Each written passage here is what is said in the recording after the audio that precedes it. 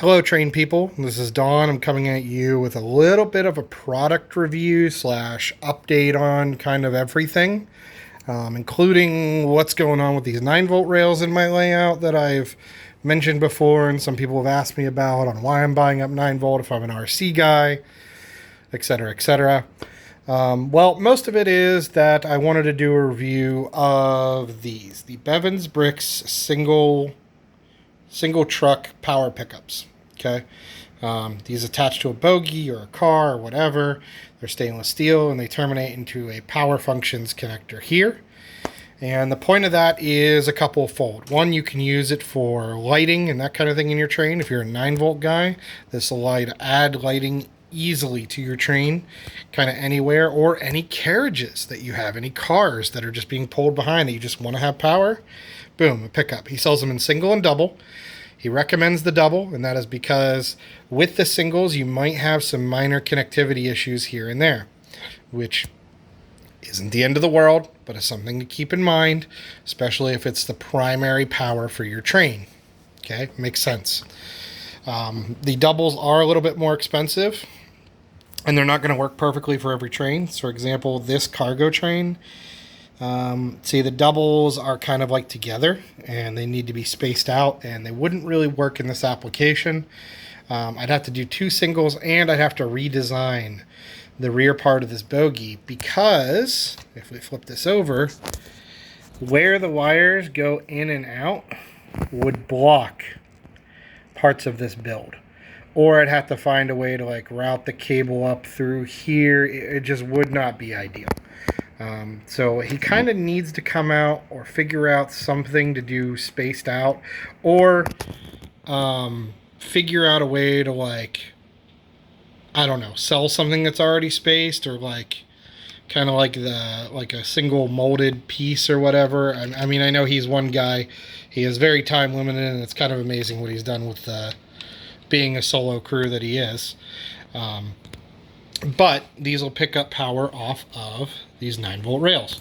Currently, mine is running at 10.23 volts, and it's actually running off of that nickel metal hydride battery that is normally in my passenger train.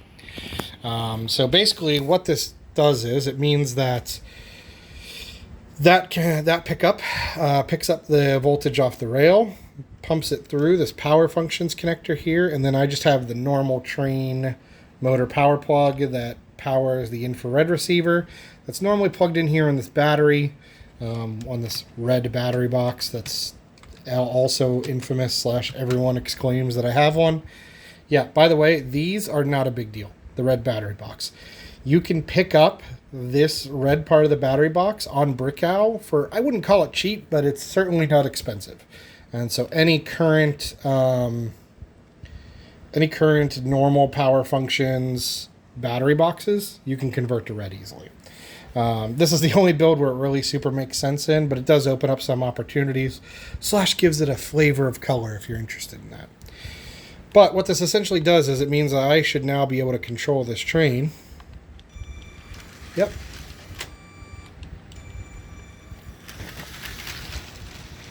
And you'll have to forgive me, I don't have a lot of 9-volt track hooked up. Mostly because at pretty much every corner, including back there is a switch track for this layout. And so I don't have my powered switch tracks yet. I ordered them. They're just taking forever to get shipped out and get sent in. They were even North America buys. It just happens. Parts get delayed. Things get slow. Sellers are busy, or whatever the case may be. But I would say performance-wise, this is working pretty great, actually.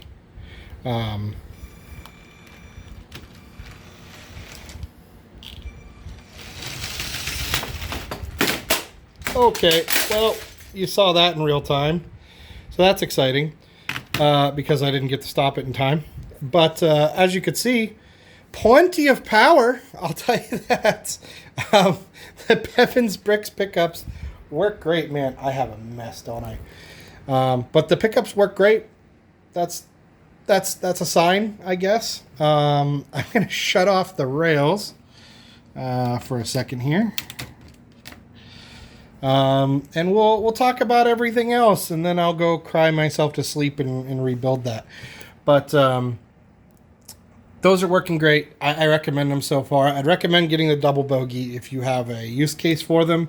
For example, a lot of trains, this is much more common, have this close together double bogey layout right here.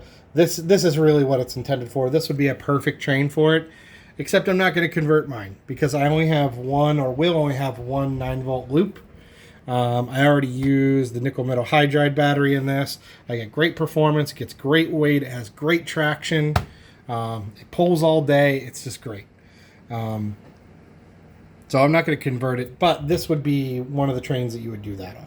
This is really what it's for. Yeah, sorry, I'm still just reeling over the crash here. This is like my 5th crash in like 3 days because I'm experimenting with stuff. And I'm doing this one-handed.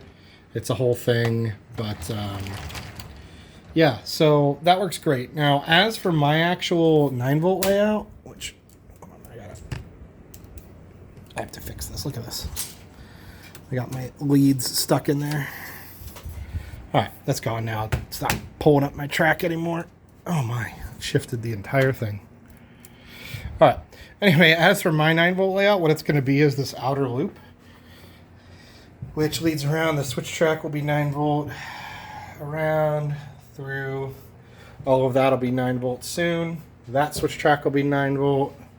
This switch track will be 9-volt. And then this entire outer loop will be 9-volt. I am probably going to make this little rail yard 9-volt as well, just because I can. And it wouldn't be too expensive to do. I think I'm going to try these DIY tracks in the yard, just because they won't see quite as much action. Not that these aren't durable, it's just I'd rather have real 9-volt here on the outer rail, and I'll just try the DIY stuff here. The other thing I did is part of this inner loop will be 9-volt. So all the way up to there will be 9-volt, which means there's this little flex track gap here that I got to have there just because of the way my layout is. It's not, you can't do this layout with R40. You just can't. You need something more gradual, and then it's got to steepen in, or you got to use a straight piece, and it's just not doable with R40. You would be really forcing it. You'd be really stressing the track out. But in addition to that part being 9-volt, off of here, this will also be 9-volt up to this switch track. Now, I'd love for this switch track to be 9-volt. I just can't justify the cost of it right now. Again, I might try to DIY one. It's a little bit complicated to do DIY 9-volt switch tracks, but what it would allow me to do is pull that locomotive, which is in pieces, so I cannot demonstrate. But basically, whenever this is switched to be able to grab this cargo line out, it basically comes up and it can connect to the magnet, and the powered pickups are right here, right at the end of the 9-volt line.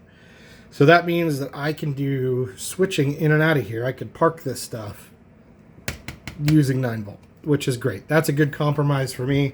I think between that and this being 9-volt, that little bit of section of flex track won't be the end of the world. Also, if it's not moving and the flex track is set, I could pin together as many pieces as I can, and I could actually put the copper tape over those, and I can 100% power those flex track pieces. It's just a little bit more of a pain in the butt than it is to do kind of any of the normal stuff. But I think that's pretty much it. Oh, no, you know what? Real quick, might as well cover this. I have been messing around with that Keybrick One Lite that I got. And again, that is just a power pack for the Lego City Power Hub that uses a 9-volt PD USB Type-C connector. So it's hidden back there. I don't know if I could get it. Yeah, but that's a USB PD power supply, and it will provide 9 volts over USB to this hub. And then this hub is controlling my switches. And so far, it's been great. It's a great solution. I really wish they'd come out with one for the Technic because more ports, more better. You could make it work. I have had a part, the Keybrick One Lite already. Really simple board. It's just a USB PD trigger and then connects that to the internal battery connections on a city hub. That's all it is. It's super simple.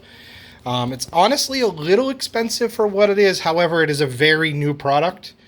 So is the Keybrick One, which makes a little bit more sense because that is actually a lithium-ion battery with PD power and charging.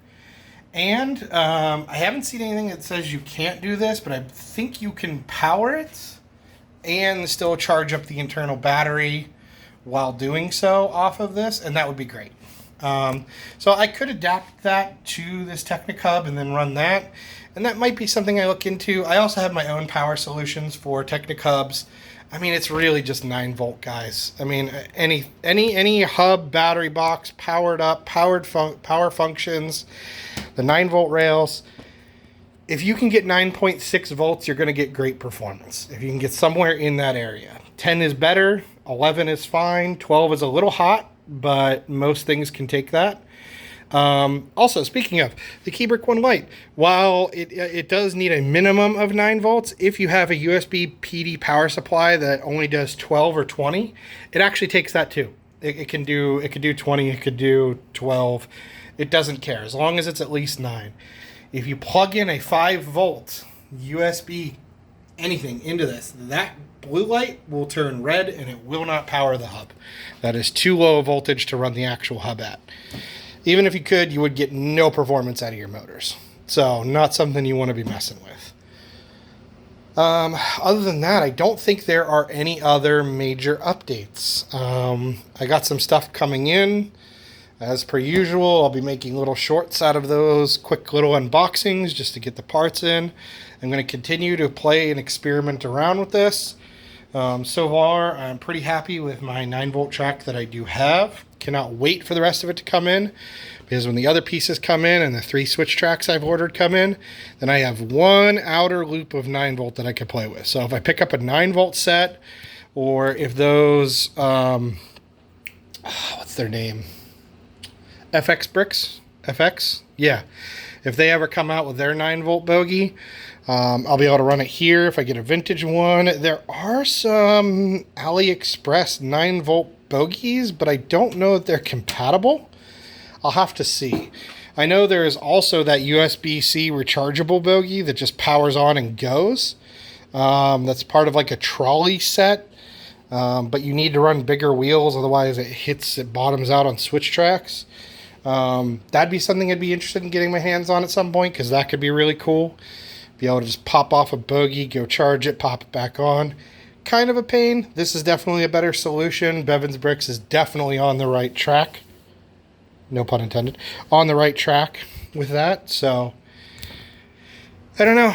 I'll see you guys on the Discords and on the various forums, and I'll be all through comment sections everywhere, usually irritating people. But, yeah, otherwise, you guys have a good day.